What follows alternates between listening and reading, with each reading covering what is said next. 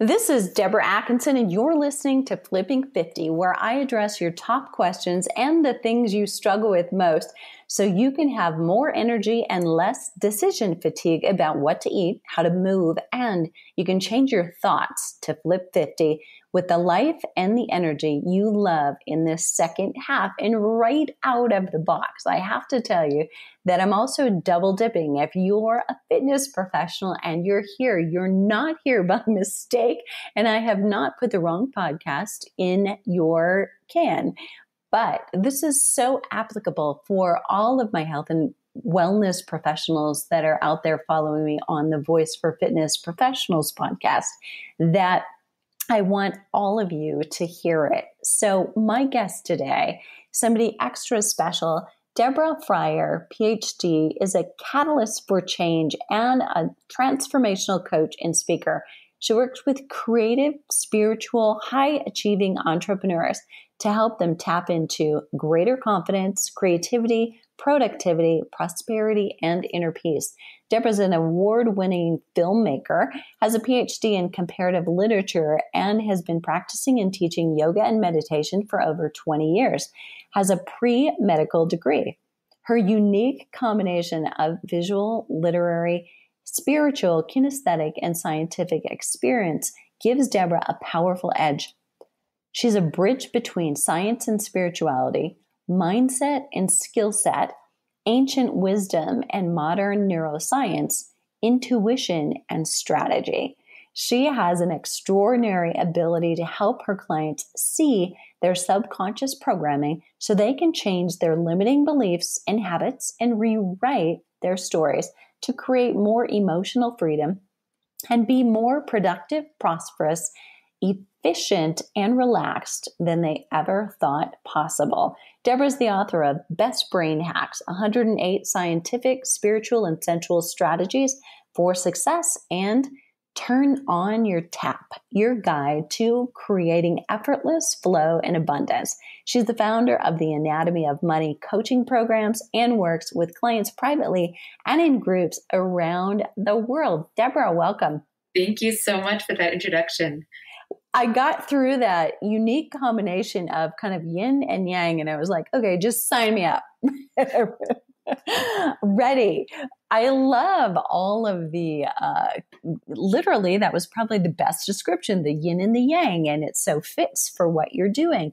But, you know, most of the guests that I've got on the show have gotten to where they are because of something that also happened to them. So have you got your own story about money, mindset?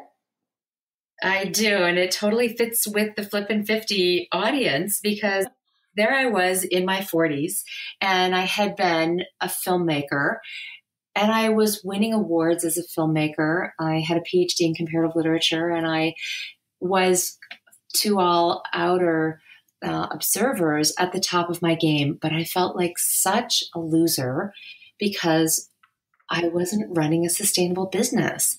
I was constantly in debt. In fact, the first independent film I made landed me over $100,000 in debt because I had so much money shame. I didn't know how to ask for help.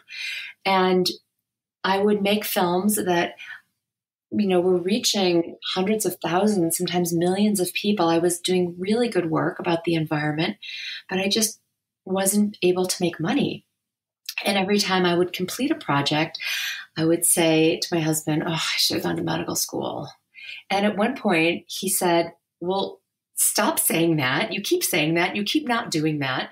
So like, just do it. Just do it. And I said, well, like, how am I going to go to medical school? Like, here I am saying I should have been a doctor, but then I'm really scared to do the thing that I think I should have done.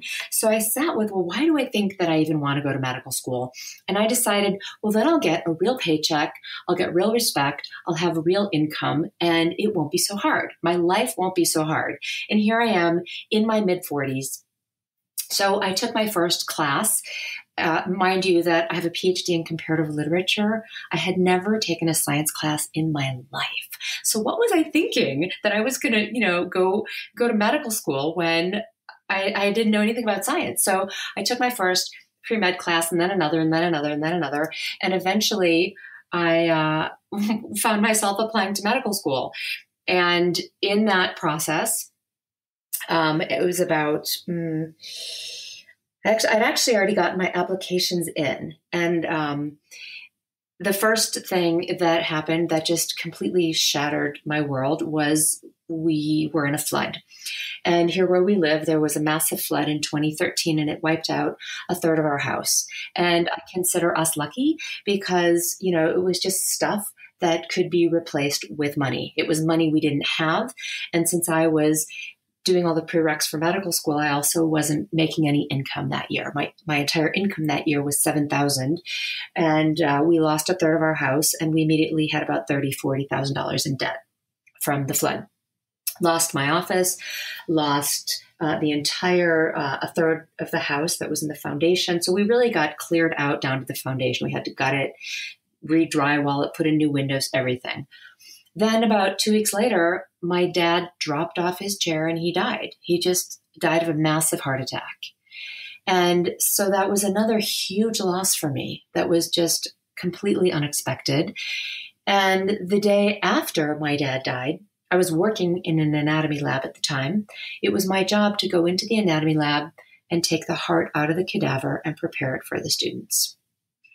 And this was massively life-changing because having just lost a third of our house and where I live and do my work, having lost my father, half of the lineage that brought me in, and then having to physically touch a heart and hold a heart, I was able to see how I'd been running my business completely backwards. And I remember as I was getting the heart out of the body, just having this massive download of how I had been running my business in a way that I'm going to call a very masculine way, which is I had just been doing. I had been pulling all-nighters all the time for my clients. I had been undercharging. I had been overgiving. I had just been completely depleting myself and never, ever letting myself take anything in. And what we learn from the heart is that the action of the heart is that it receives and it empties. It receives and it empties. It receives and it empties. And I had not been allowing myself to receive anything in my business. So this was a massive turning point for me that helped me see that I had been completely running my business in an unsustainable way. The body doesn't operate like that. Yet, why was I operating like that?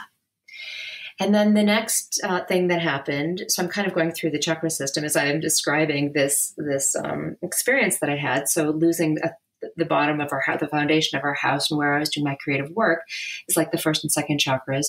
Losing my dad was, the part of the fire in me, third chakra. Then having to, deal with my own heartbreak and physically holding a heart in my hands and understanding it very intimately. I'm at the heart chakra, so now I'm at the throat chakra.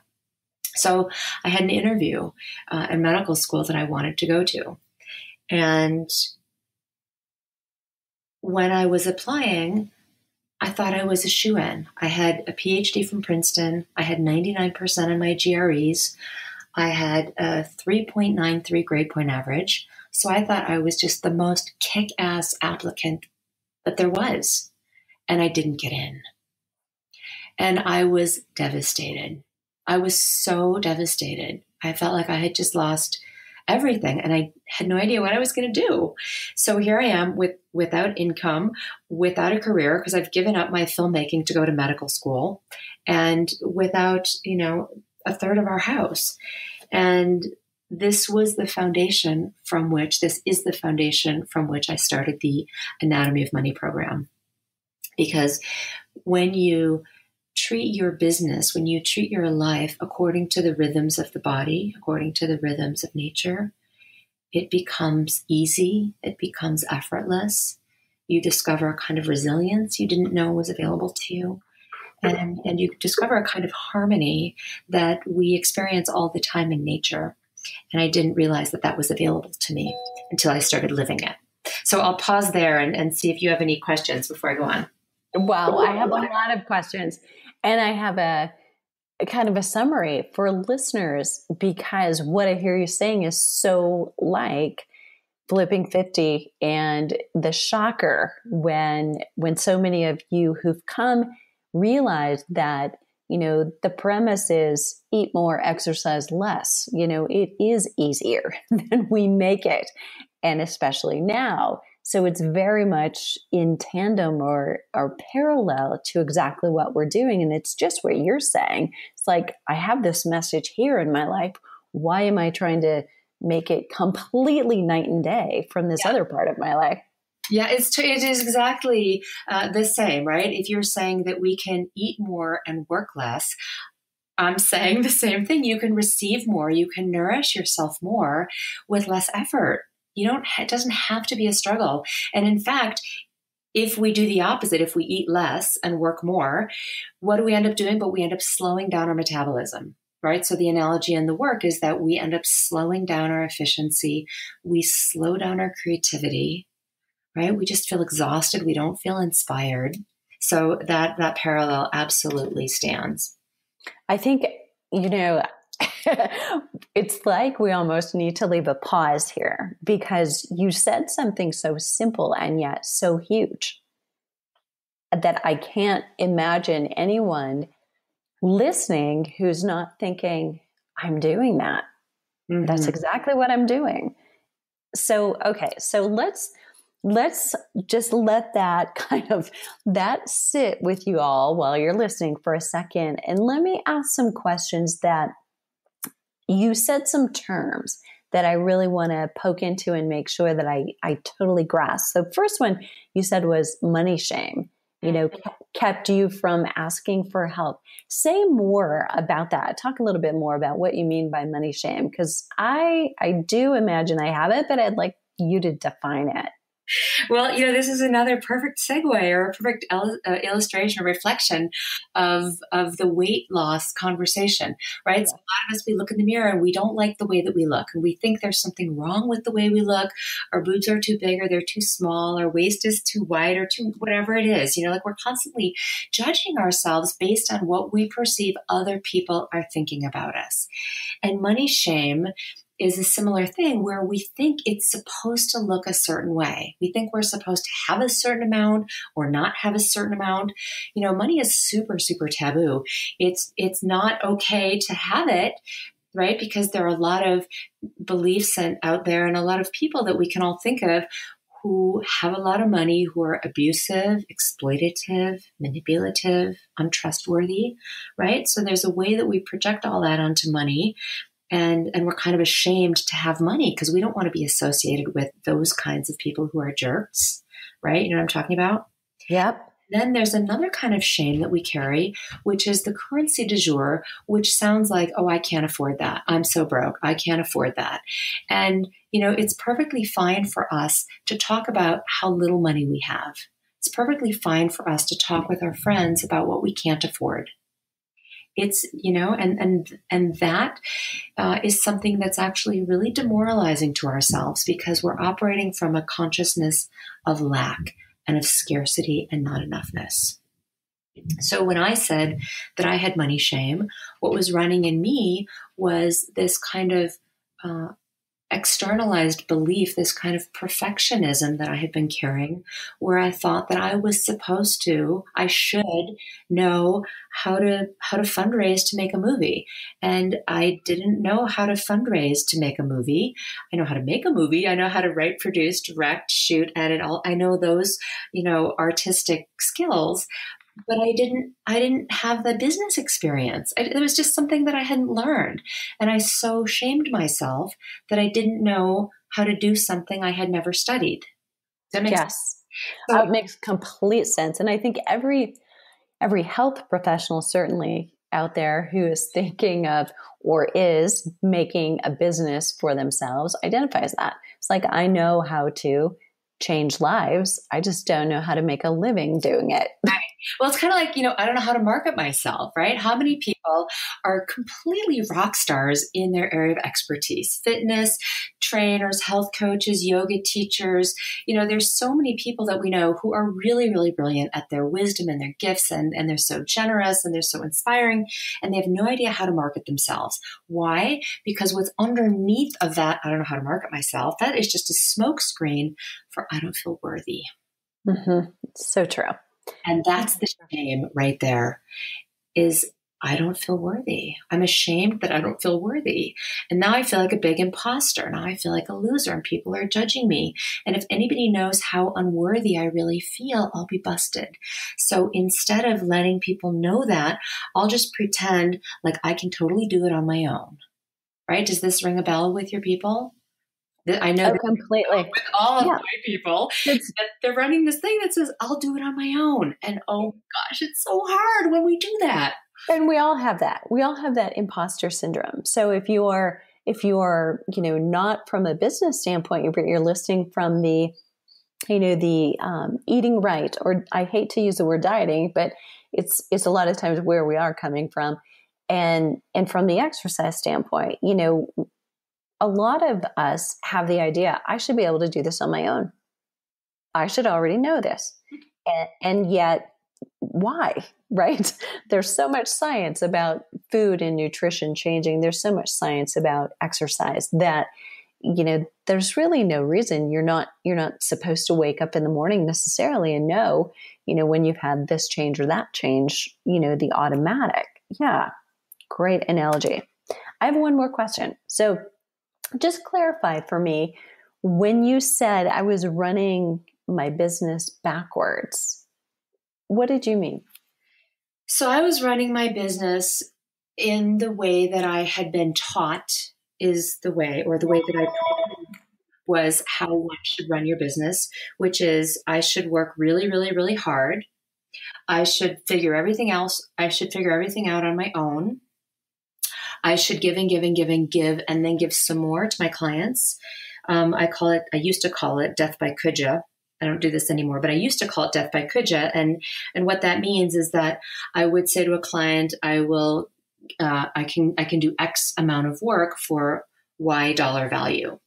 And then they would say, well, could you do this? And could you do that? And could you do the other thing? And I would do all of the kujas because I was a people pleaser and I was afraid that they would like me if I didn't do the kujas they requested. I was so afraid to say no. And meanwhile, my hourly rate went down and down and down and down and down until I was making like nothing. And sometimes it was even me who was paying for their project because I was so afraid to say, of course I can do that. And this is what the investment for that will be. I wasn't coaching at the time. We're talking about me as a filmmaker, which is a very time intensive and equipment intensive business to be in. And it has physical costs, for me to be editing for X number of hours, who's paying for the electricity for that? Who's paying for all of the technology and the computers that I'm using and the cameras and the microphones, right? And I had such a blind spot. I wasn't even rolling that into the price that they were paying. I'm going to use that word, money shame. I was so afraid to receive money because I had so many beliefs that made me think that money was bad and I didn't want it. So, does that answer your question on, yes, totally does. Totally. Backwards.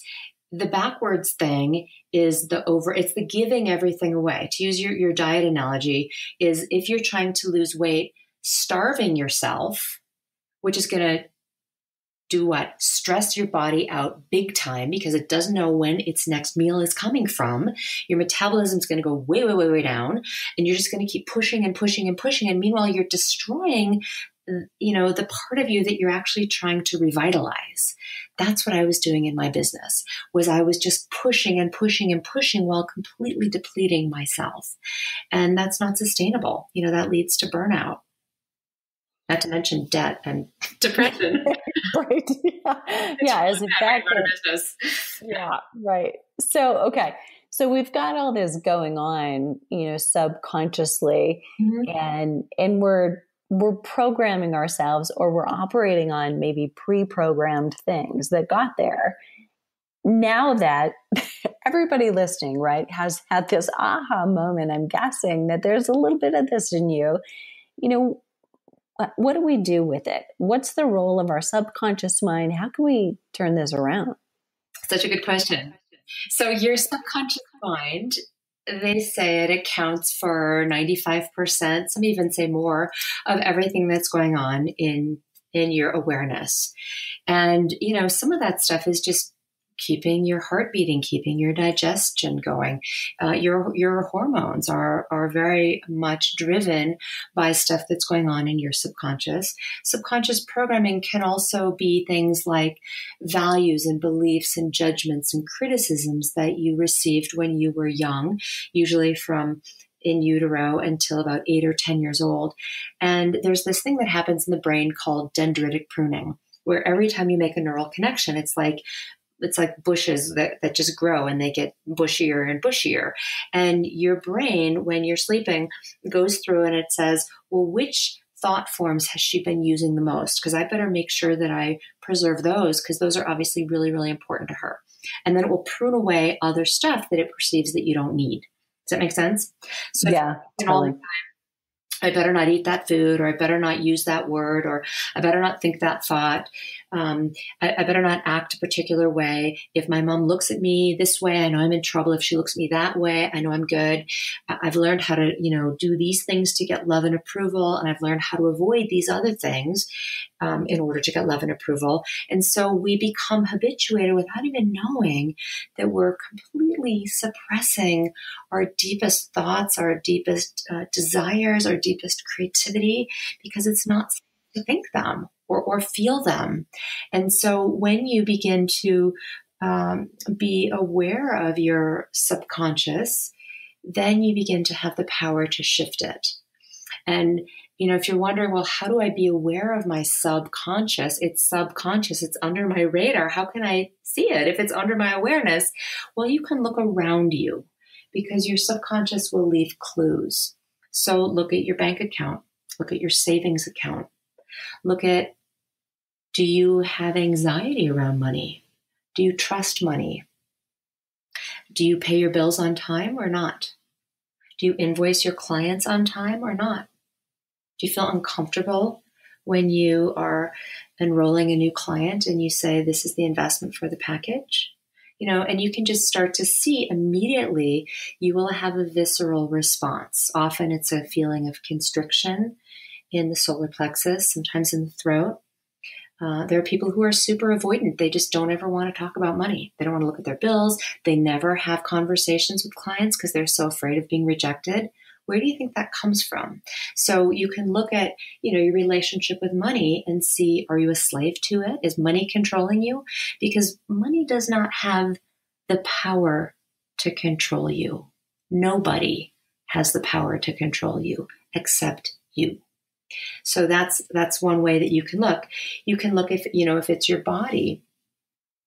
When you look in the mirror, are you in love with what you see? Or do you feel, displeasure, or do you, pinch your waist and say disparaging, mean, self-deprecating things to yourself? Do you look around your house and do you feel like, oh my gosh, I live in such a castle and I love the home that I've created for myself? Or are you finding fault with things? Do you complain and do you blame?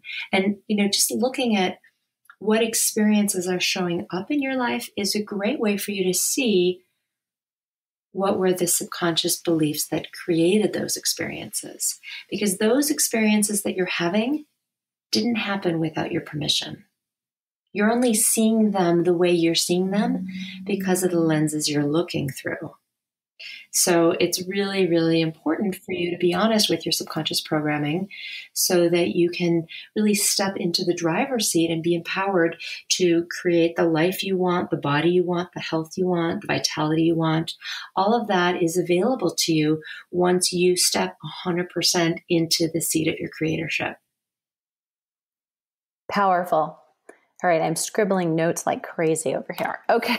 I know I had a fire hose. People, I get so excited about it. It's Okay, really right. powerful stuff. It is very powerful stuff. And I keep coming back to, okay, you and I had a chat, kind of tables were turned. You were interviewing, I was talking, but this takes me back to when you and I were talking, and we'll have to share with listeners the summit that you have coming up and why we were talking, what we were talking about. That when I was, you and I have a lot in common. We should probably do coffee, right? But when I was 49, here's my story. That must be a pivotal year. There must be something about that. But I was, I put everything into, instead of safety, security, I was hugely successful, but it was like big fish or in a little pond. And I was like, I know I have more. I have more to give. I want to have a bigger reach. And so, momentarily it changed my whole world. It wasn't the safe, simple, expectation anymore. I really took a risk. And I was literally, pawning jewelry and, I was like, oh my gosh, I can't believe I'm doing this. But at the same time, I was like, I know I'm supposed to be doing this. But I realized how much when you're in that place of scarcity, when you start thinking about, what it cost, what a difference that makes. And yet I was like, okay, wait, 5 minutes ago, I was in this place. And now I'm thinking like this. And really things haven't changed, but I think they have. And it just changed my whole mindset. And I had to be really careful not to go down that downhill spiral, because I could just feel it closing in, and it changed the way I thought, changed the way I ate, changed the way I exercised.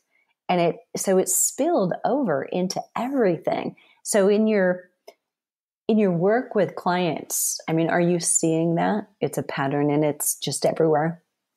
Well, I like to say that the way you do anything is the way you do everything. Mm. So, before I started doing this work, I shared with you that I was in debt and that I was really ashamed of money, and I struggled paycheck to paycheck. I was also 20 pounds heavier than I am right now. I also was having terrible nightmares. I did not have a good relationship with my family. All of the ways that I was dishonoring myself were showing up in my money, in my relationships, in my health, in my well-being, in my energy.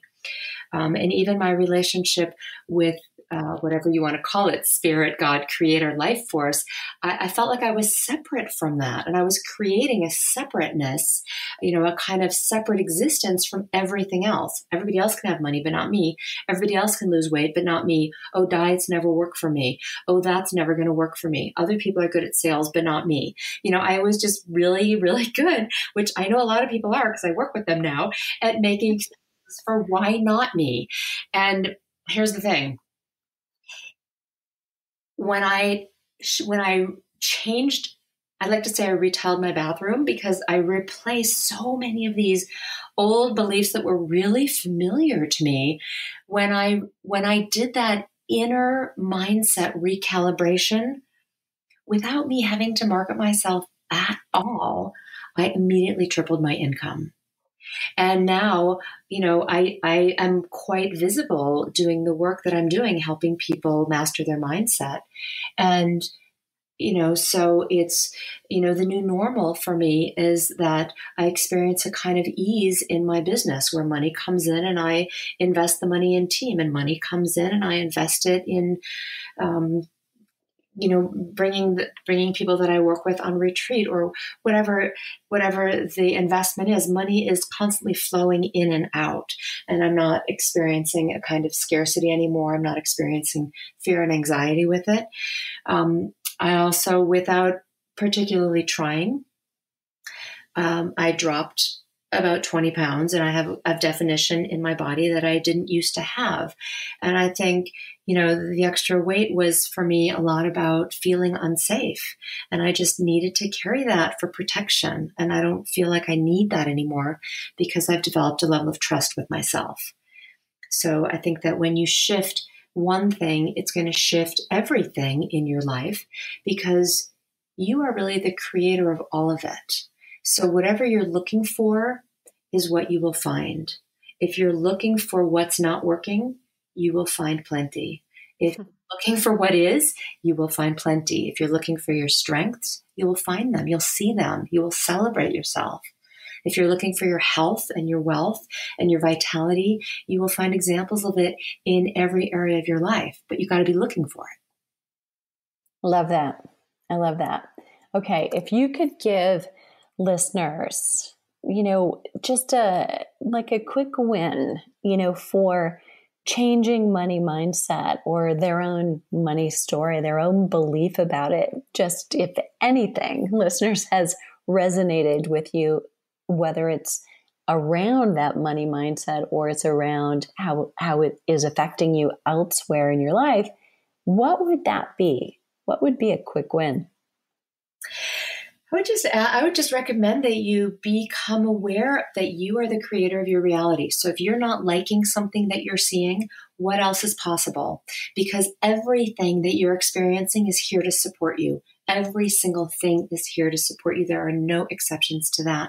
So if you're making up a story that it isn't supporting you, that's your particular mindset that nothing ever works for me. It's not going to work out for me. And here are all the reasons why. And you've got to become really aware of the stories that you're telling yourself. Your mind doesn't know the difference between what's really happening and in your biggest dream for the highest vision of yourself. So when you're honest with the story that you're telling, when you're honest with the language that you're using inside the privacy of your own head, you can start to shift that and start to talk to yourself as though you are the person that you want to be. Because you are. I love that. Love. Okay. So you have a juicy summit coming up with so much more as far as messages go from experts in your kind of orchestrating and helping to moderate and interview. And you have one of my all-time favorite speakers ever. I've heard a lot of speakers as a part of National Speakers Association for over 10 years, some of the best on stage. And Sue, each time I've heard her, really comes out. I mean, share, if you can, tease a little bit about who else will be present and what little nuggets they're going to be sharing. What jumped out at you when you were doing interviews? Oh my gosh. So you're talking about Dr. Sue Morter, who's one of my personal mentors, and she's just an incredible healer, a visionary, a thought leader. And she's talking about energy and how do we flow energy through our own selves. So you heard me say a little bit ago that one of the things that I realized was a belief that I had was that I needed to be separate, right? That was one of my wounds of I'm a separate person from everybody else.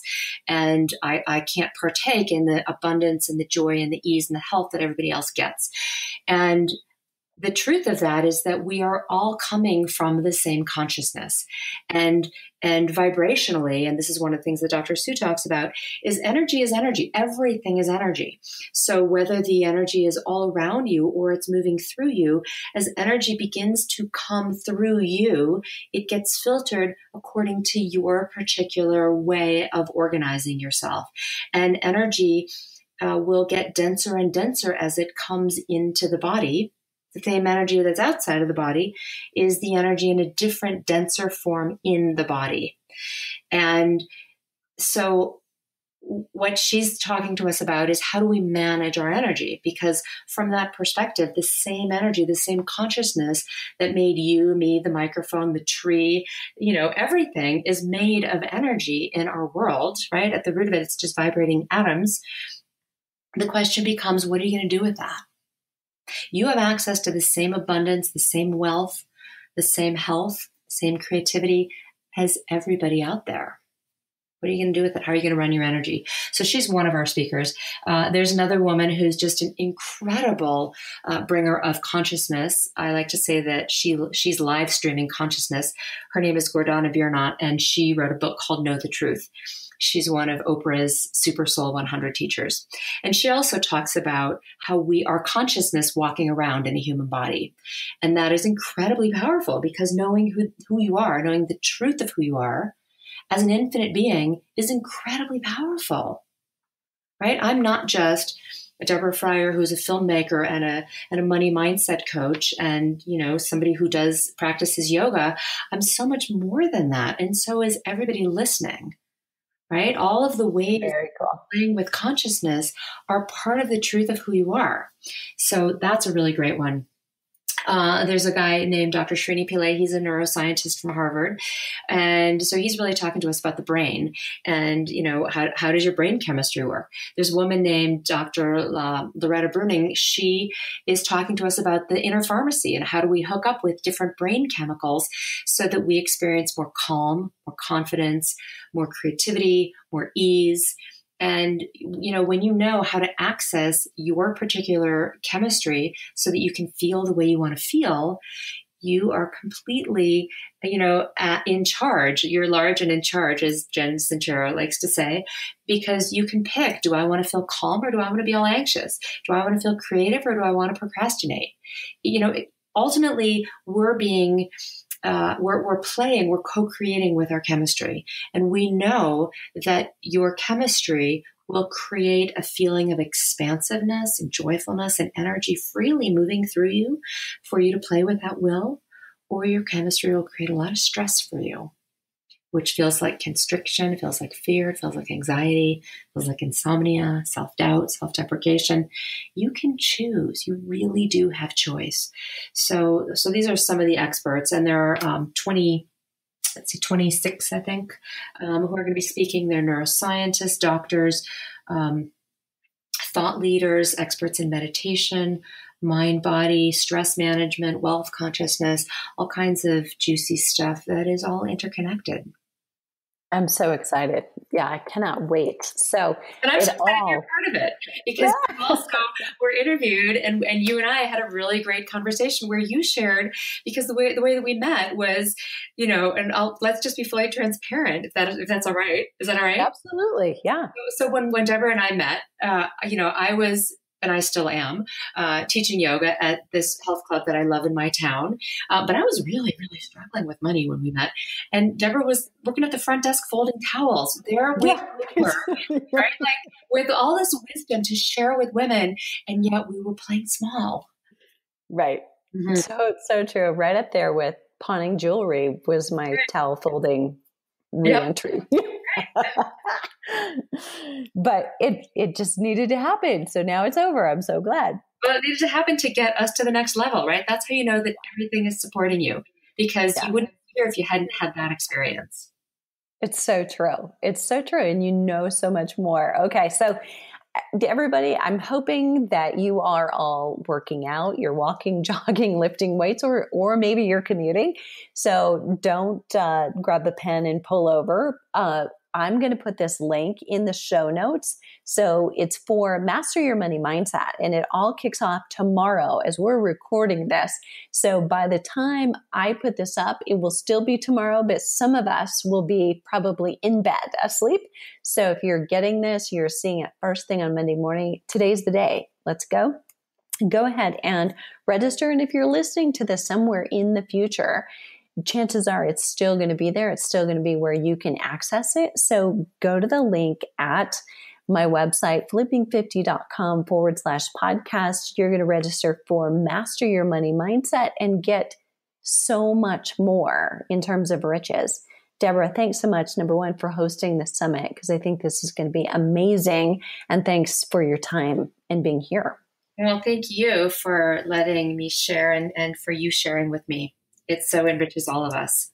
Absolutely. And all of you listening, if you've got a question that we missed that you wish I would have asked Deborah, leave it below the show link at either flipping50.com or Voice for Fitness Professionals listeners. You're going to leave it at fitnessmarketingmastery.com and join me in Facebook.